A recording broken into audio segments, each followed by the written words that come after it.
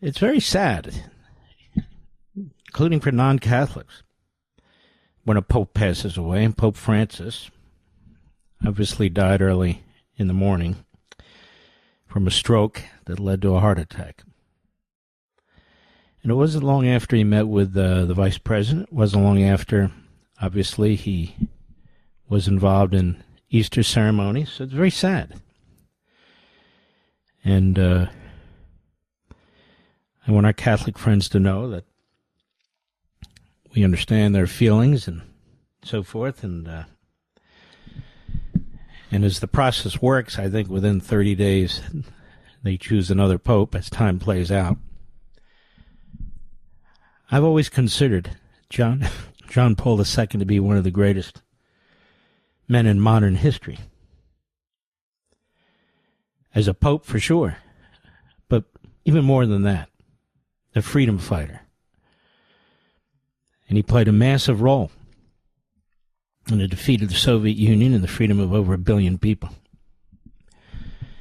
And so it's very important. These positions are very important. The Pope's very important, even if you're not Catholic.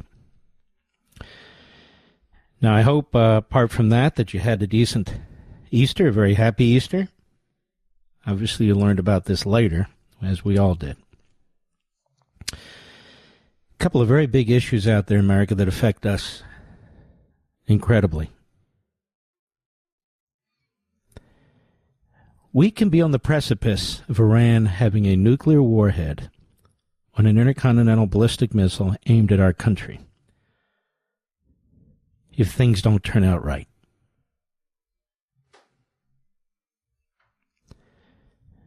If there's to be some kind of deal, that the deal would have to ensure that the nuclear material is removed from the control of the Iranians, put in the control of a third party or even us, that can be completely trusted. But they're not going to agree to that. That inspectors from the United States, from the EU, somewhere other than the UN, actually gets to go anywhere and everywhere, but they're not going to permit that. And I can go on down the list. So I'm not sure what kind of negotiations going on with Mr. Witkoff. I hope he understands the gravity of the situation. I don't know him. But the bottom line is this: I didn't vote for him. I didn't vote for any of the advisors. I voted for Donald Trump. You voted for Donald Trump. We're putting faith in him, rightly so, to ensure that Iran never gets a nuclear weapon. Not during his presidency, ever. Ever.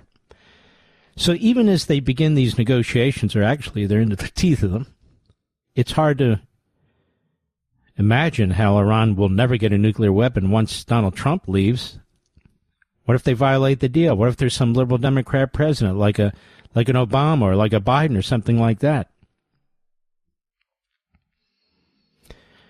Plus, it's a funny thing about terrorists. They lie. They cheat. They steal. They murder. They maim. So they're going to sign a piece of paper and comply with it? What we know is with the Obama deal, they didn't do any of that. You can Google it yourself. You don't need me. You can go look on the internet yourself.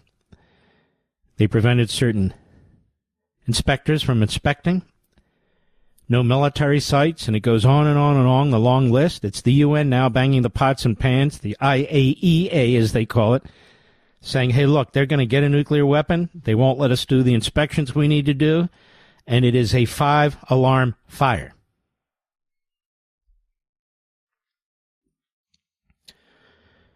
We may actually have, not just in our lifetimes, in the course of the Trump presidency, Iran with a nuclear weapon. Biden helped fund it. Biden helped protect them. Obama laid the path, and it was left to Donald Trump and we, his voters, to say, no, that's enough. It'll be interesting to see if there is a deal, what kind of deal this is, because I can't imagine that the Iranians will be forced to dismantle their program and to provide their nuclear materials to another country. They've played these tactics before with Obama, with Biden, with the Europeans and the UN, these salami tactics, a little slice here and a little slice here. Or if you prefer this rope-a-dope, where they buy time. The problem is we're out of time. I want to know how you'll feel. I want to know how you'll feel if the regime in Iran has a nuclear weapon. I want to know how you'll feel. I'm very concerned about it. Deeply, deeply, gravely concerned. Iran is weaker than it's ever been. Its military is weaker than it's ever been. Its air defenses were all but wiped out by Israel last year. It's economically in very, very severe, dire straits. If you're going to do something, you would do it now. You would do it now. The other concern is if it appears there's appeasement, then China's going to get the wrong message as well.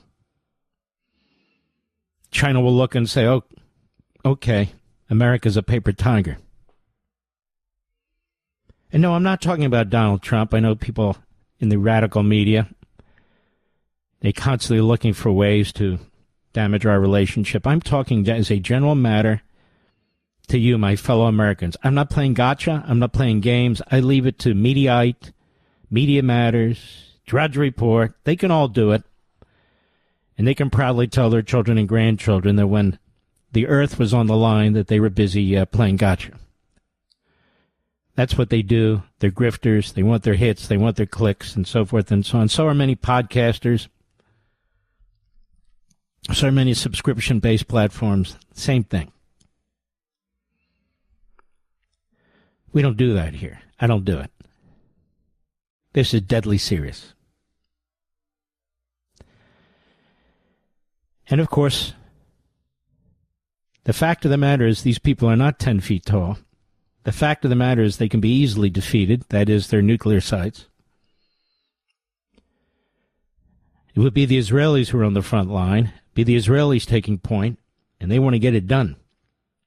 It wouldn't be our soldiers.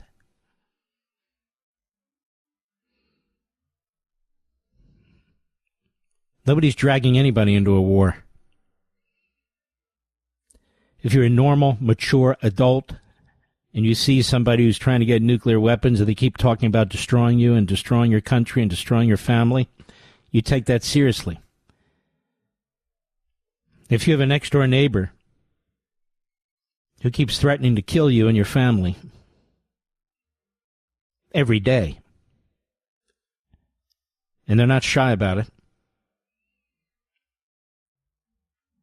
and they are in pursuit of certain types of weapons, what do you say? That's okay.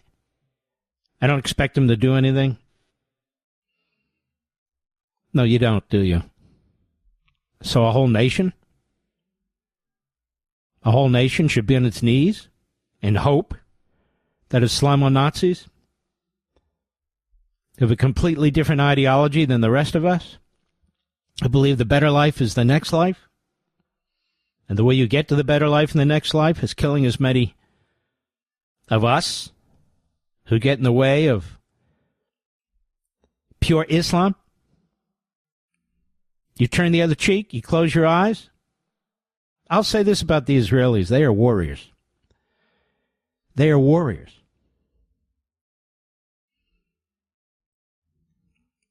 They know what it's like to get hit. But don't we? Weren't we hit on 9/11? Who hit us on 9/11? Who hit us? The Islamists hit us. They hit us in a way we didn't expect. Do you think if the Islamists who hit us on 9/11 had a dirty bomb or biological or chemical weapon or an atomic weapon, they wouldn't have used it? they wouldn't have blown New York City off the face of the map? In fact, the whole metropolitan area? Of course they would have. So I ask you, exactly what kind of deal will prevent these people from getting a nuclear weapon now or 10 years from now? I'm just curious. Now, why, when somebody brings this up, are they immediately attacked by these rabid piranha, these ignoramuses, who sound like the Islamists? Why is that? There's one pundit, not particularly bright, but very popular, attacks our friend Douglas Murray, says he's on a war tour. Douglas Murray, who went to Israel, who went to Gaza, who went to Lebanon. He saw what took place, the aftermath. And there he is debating a comic and a former comic and UFC announcer who continue to mock him while he's not with them. I guess that's popular. That draws attention. Isolationism isn't anti-war. It's very provocative. When you're looking a terrorist regime in the eye, and they're telling you they want to kill you, and they are developing nuclear weapons, why would you attack the messenger who's telling you better pay attention to that and you better do something about that? Is that what it takes to be a popular podcaster? Is that what it takes to sell subscriptions?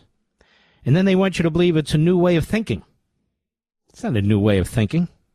Appeasement's not a new way of thinking. Pacifism, isolationism in the face of an enemy is not a new way of thinking. It's a deadly way of thinking.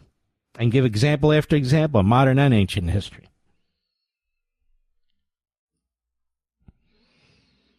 You folks have to decide. If you're comfortable with Iran getting a nuclear weapon, or if you're comfortable with some kind of an arrangement that suggests they won't get a nuclear weapon, then that's that. If you're not, you better contact your member of Congress, and you better contact them immediately.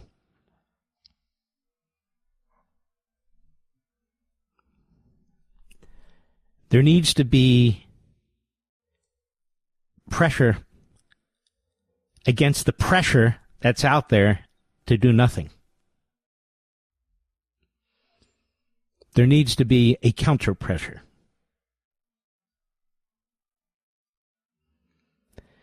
Some of the people who are out there talking are barely pubescent. Barely pubescent. Others have built their careers on being